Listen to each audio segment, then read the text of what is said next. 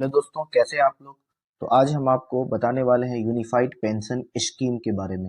ये जो pension scheme है, इसमें सबसे पहले तो ये है कि आप अगर सेंट्रल गवर्नमेंट के एम्प्लॉय हैं तो आपको एश्योर्ड पेंशन मिलेगी, मतलब जरूर पेंशन मिलेगी। यह पेंशन 1/4/2025 से एप्लीकेबल होगा।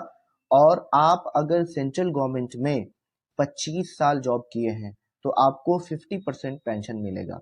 यूनिफाइड पेंशन स्कीम के तहत एक चीज याद रखें कि अगर आपका बेसिक पे 60,000 है, मान लीजिए आपने 60,000 आपका बेसिक पे है और उस पे पर उस सैलरी पे आप लास्ट के 12 मंथ काम किए हुए हैं, तो आपका जो एस्योर्ड पेंशन होगा 60,000 का 50% यानी 30,000 आपको एस्योर्ड पेंशन मिलेगी। सर्विस बिटवीन 10 एंड 25 ईयर, आप अगर किसी भी गवर्नमेंट जॉब में, दूसरा कंडीशन ये है कि आप अगर किसी भी गवर्नमेंट जॉब में 10 से लेकर 25 साल तक का जॉब किए हैं, यानी 10 to 25 ईयर्स तक अगर आप जॉब कर रहे हैं, तो आपको जो पेंशन मिलेगी यूपीएस के तहत, जो यूनिफाइड पेंशन स्कीम है सेंट्रल गवर्नमेंट की, इसके तहत आपको प्रोपोर्शन पेंशन मिलेगी, प्रोपोर्शनेटली पेंशन मिलेगी। मतलब 25 साल जॉब किए हैं तो 50% मिलेगी, 24 साल जॉब किए हैं तो इसका 2 टाइम्स, मतलब 2 टाइम्स यानी 48% मिलेगी। 23 ईयर कंप्लीट किए हैं अगर सेंट्रल गवर्नमेंट की नौकरी तो 46% मिलेगी आपको एस्योर्ड पेंशन।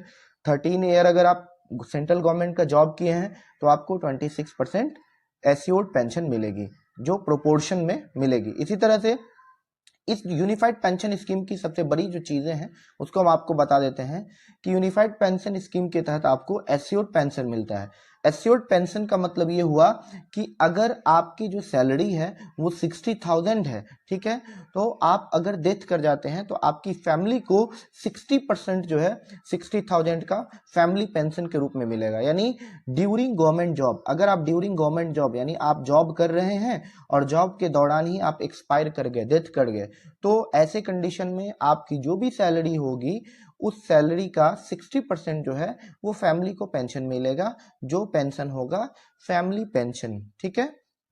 इसके बाद एक चीज और हम आपको बता देना चाहते हैं, मिनिमम पेंशन, इसके तहत एस्योर्ड मिनिमम पेंशन भी है। ये मिनिमम पेंशन क्या, मिनिमम पेंशन क्या होता है, तो अगर कोई भी एम्प्लॉय है वो 12 साल गवर्नमेंट जॉब किए हैं, ठीक है, उनका सैलरी मिनिमम 10,000 होगा।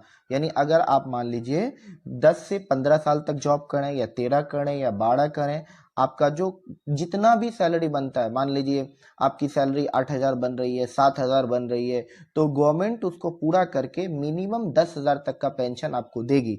अगर आप मान लीजिए 8 साल जॉब किए हैं, 9 साल जॉब करके आप रिटायर हो रहे हैं गवर्नमेंट जॉब करके, ठीक है, तो गवर्नमेंट क्या करेगी, आपको 10 के तक का जो मिनिमम पेंशन है वो पूरा कर देगी। ठीक है, ये चीज एक अच्छा बेनिफिट है इस स्कीम का।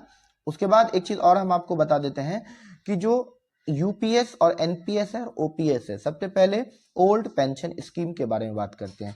यह स्कीम भी एक गवर्नमेंट, इसमें गवर्नमेंट का पार्टिसिपेशन ज्यादा था और यह स्कीम 31 दिसंबर 2003 से एप्लीकेबल था। ठीक है।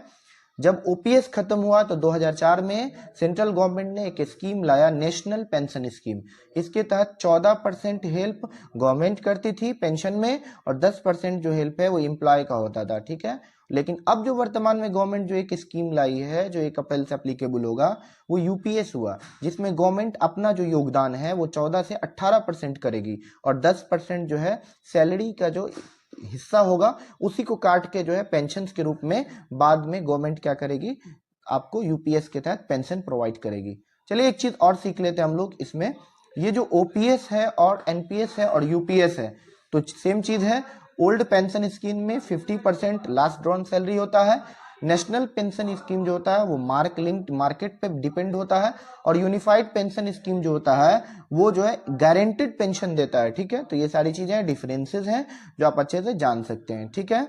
कुछ चीजें और हैं कि यूनिफाइड पेंशन स्कीम की कर्मचारियों को रिटायरमेंट के बाद जो है, आपको कर्मचारी हैं वो अगर रिटायरमेंट हो गए तो उनको 50% की आपको पेंशन मिलेगी। 12 महीने के एवरेज बेसिक पे पर पेंशन मिलेगी।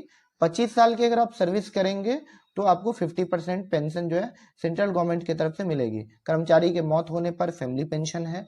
कर्मचारी को कम से कम अगर 25 साल से कम काम करते हैं, 10 साल काम कर रहे हैं, 15 साल काम कर रहे हैं या 12 साल काम कर रहे हैं, तो आपकी सैलरी जितनी भी बन रही है मिनिमम 10,000 का जो है आपको पेंशन मिलेगा। उसके बाद एक चीज और जान लीजिए, 2004 से मार्च 2025 तक अगर रिटायर हुए हैं तो उनको यह लाभ मिलेगा और सरकार इस यूपीएस में 18.5% का योगदान देगी और यह यूपीएस 1 अप्रैल 2025 से लागू होगा। अगर आप एनपीएस के तहत अगर पेंशन ले लें, ओपीएस के तहत भी पेंशन ले रहे हैं, आप चाहेंगे कि आप यूपीएस में ट्रांसफर कर लें अपनी स्कीम को, तो एक बार में आप क्या कर सकते हैं, ट्रांसफर हो सकते हैं। यानी आपको एनपीएस से स्विच करने का मौका यूपीएस में है, ठीक है। और एक चीज और इसका सबसे बड़ा बेनिफिट ये है कि हर 3 से 4 साल पे गवर्नमेंट क्या करेगी, इस स्कीम्स को रिव्यू करेगी, यानी यूपीएस को। इससे कोई अच्छा होगा तो उसको भी ये गवर्नमेंट क्या करेगी, लाएगी। तो आज के लिए इतना ही, धन्यवाद।